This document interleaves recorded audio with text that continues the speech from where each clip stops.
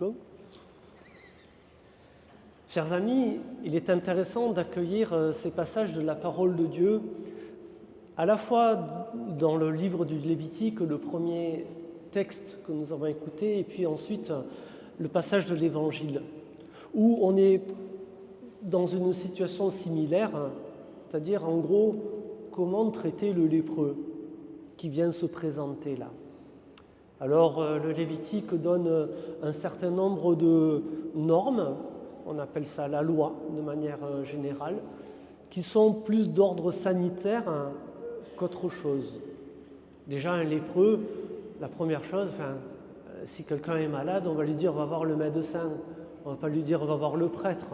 Parce que le prêtre peu cher, je ne suis pas sûr qu'il puisse avoir les remèdes qu'il faut pour soigner la personne qui est malade. On peut toujours prier pour le malade. Mais bon, c'est quand même bien aujourd'hui d'aller voir le médecin aussi, en plus du prêtre éventuellement. J'aime bien les prescriptions qu'on nous donne dans la première lecture. Vous allez voir, il y a quelque chose d'assez actuel. Vous avez entendu le lépreux, comment il doit s'habiller? Moi, ça m'intéresse toujours, ce genre de détails truculents. Il faut qu'il ait des vêtements déchirés. C'est pas impressionnant ça? Regardez, aujourd'hui, il y a des gens qui payent plus cher des jeans déjà troués, déchirés, et qui les payent plus cher que des jeans normaux. C'est à la mode maintenant de porter des trucs déchirés. Bon, pas chez vous, je vois bien, mais regardons un peu autour de nous. Moi, je trouve ça amusant. Et puis, deuxième détail, il faut qu'il ait les cheveux en désordre. Alors, moi, je ne vais pas pouvoir le faire, ils sont un peu trop courts, mes cheveux. Jean-Yves non plus, il ne pourra pas. Mais c'est amusant aussi de voir des fois certains jeunes, on dirait que ce soit coiffé avec un pétard, mais non, c'est étudié avec le gel et tout. Moi, je trouve ça assez amusant. Par contre, ils ne savaient pas utiliser le masque dans le livre du Lévitique. Vous avez entendu ce qu'ils disent? Il faut qu'ils se couvrent la tête jusqu'aux lèvres, donc du haut de la tête jusqu'aux lèvres, pour que s'ils disent impur, impur, on puisse l'entendre. Et non, c'est pas comme ça qu'on porte le masque, il faut que ça couvre les lèvres jusqu'au nez, tant pis si on t'entend pas. C'est amusant quand même un petit peu les prescriptions, il vaut mieux en prendre le parti de rigoler. Par contre, il y a quelque chose de moins rigolo, c'est ce qu'on nous dit à la fin de la première lecture. Le lépreux dehors, à l'écart. Il devient un infréquentable, un associable.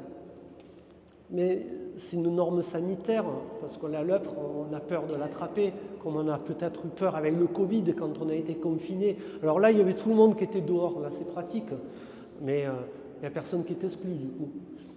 Mais vous voyez la dynamique d'exclusion, même sanitaire, moi je trouve ça personnellement assez insupportable, même sanitairement. Voilà. On perd l'humanité au passage.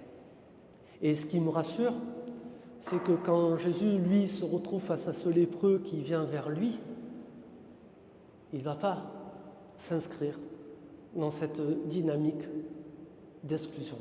Et là, Jésus transgresse la loi. Et ouais, même lui, le Fils de Dieu, il transgresse la loi. C'est grave, paroissien. Jésus qui transgresse la loi, le lépreux, il va le toucher. C'est interdit ça, parce que de toucher un lépreux, c'était le meilleur moyen d'attraper la lèpre.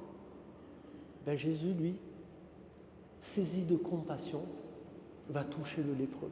Permettez que je précise un petit truc par rapport à cette expression saisi de compassion. C'est pas comme à Marseille. Il a pitié du lépreux, peu cher, il me fait peine, allez, je vais le prendre par l'épaule là un petit moment. C'est pas ça la compassion de Jésus. C'est quelque chose de beaucoup plus profond, où Jésus manifeste là ce qu'on appelle de manière générique la miséricorde de Dieu. Vous savez, les entrailles de Dieu qui s'émeut au plus profond et qui manifeste un amour quasi maternel.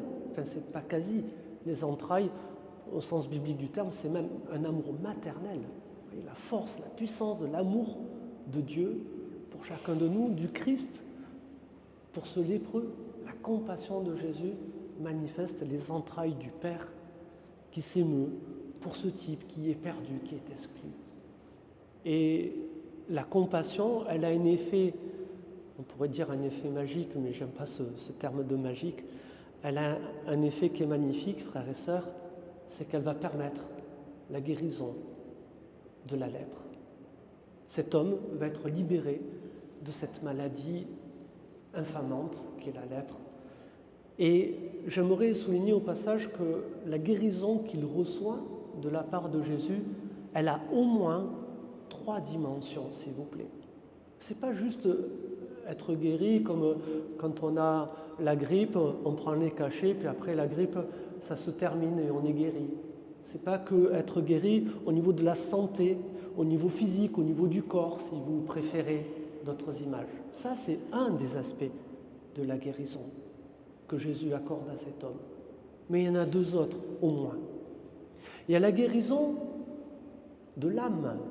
Parce qu'à l'époque, et c'est aussi pour ça que les lépreux, on les mettait dehors, c'était pas que par des raisons sanitaires, c'est qu'on les considérait comme, ils le criaient eux-mêmes, impurs. Ça veut dire porteur du péché, pas que porteur d'une maladie. La maladie signifiait le péché dont l'homme était porteur. Ça veut dire qu'en guérissant cet homme, Jésus le lave de tous ses péchés. Il lui pardonne tous ses péchés. C'est ça aussi la miséricorde de Dieu, qui réside dans sa capacité à pardonner.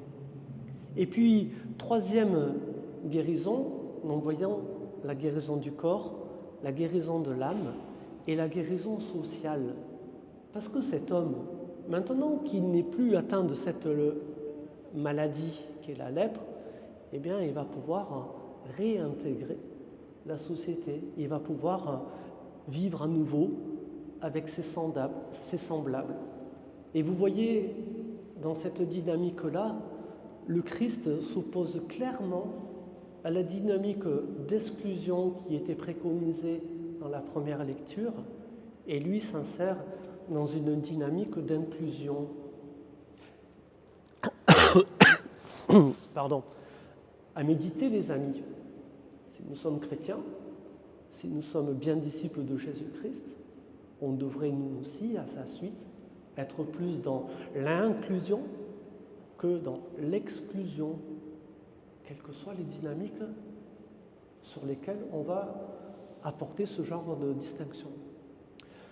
Chose très intéressante, je vais terminer par là, le Christ, une fois qu'il a guéri cet homme, là, il va revenir aux prescriptions de la loi, seulement à ce moment-là, après l'avoir guéri, après avoir rétabli le contact avec lui, après l'avoir resocialisé et accordé cette triple guérison, le Christ va lui dire, ben maintenant, va te montrer au prêtre, effectivement, comme c'est préconisé dans la loi du Lévitique.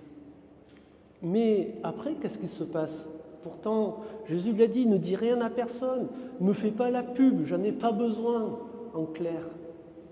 L'homme ne va pas pouvoir s'empêcher, c'est tellement une bonne nouvelle pour lui. Enfin, il peut refréquenter les autres, il va en profiter, ça peut se comprendre, pour annoncer, ça y est, j'étais malade, je suis guéri. Vous imaginez, si ça vous arrivait à vous, pareille situation? Ben oui, on va le partager, au moins avec les gens qu'on aime. Les bonnes nouvelles, vous connaissez le principe, la joie, plus on la partage, plus elle se répand, plus elle augmente. Eh bien cet homme, il est dans cette même dynamique.